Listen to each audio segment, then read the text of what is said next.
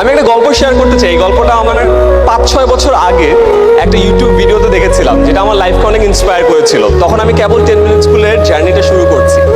আপনারা তো সবাই উদ্যোক্তা হতে চান, রাইট? উদ্যোক্তা হতে চান তো? ইয়েস। তো এই গল্পে বলে একটা স্পেশাল গাছের কথা বলে। এই গাছটার নাম হলো চাইনিজ ব্যাম্বু ট্রি। চায়নাতে এক ধরনের বাঁশের গাছ হয়।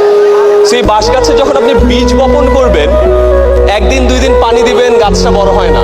1 মাস 2 মাস পানি দিবেন, গাছটা বড় হয় না। সার দেন, যত্ন করেন, কোনোভাবেই গাছটা বড় হয় না।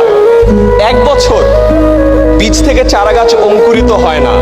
2 বছর, 3 বছর, 4 বছর পর ফাইনালি ওই বীজ থেকে অঙ্কুরিত হয়ে চারা গাছটা মাটির উপরে ওঠে এবং এরপরে মাত্র 4 সপ্তাহে চারা গাছটা 90 ফুট লম্বা বাঁশের গাছ হয়।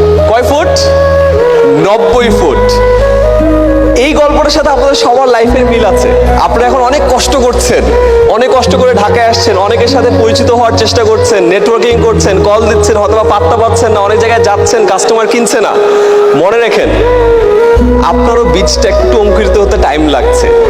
ওই যে 4 বছর একবার করে একবার যখন ওখান থেকে বের হবেন, 4 সপ্তাহে 90 ফুট এই স্টেডিয়াম পার হয়ে যাবেন। ঠিক এখানে একটা মজার বিষয় আছে। তখন ওই চারা গাছটা দেখে বাকি মানুষ কিন্তু বলে যে আরে মাত্র 4 সপ্তাহে চারা গাছটা 90 ফিট লম্বা হয়েছে।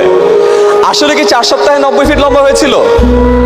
4 বছর 4 সপ্তাহে 90 ফুট লম্বা হয়েছিল। তো মনে রাখেন, আজকে যদি আপনাদের এফোর্টগুলো বা আপনাদের কাজগুলো কেউ ভ্যালু না করে, আপনি এখন ওইখানে আছেন, টাইম কিন্তু কাউন্ট হচ্ছে।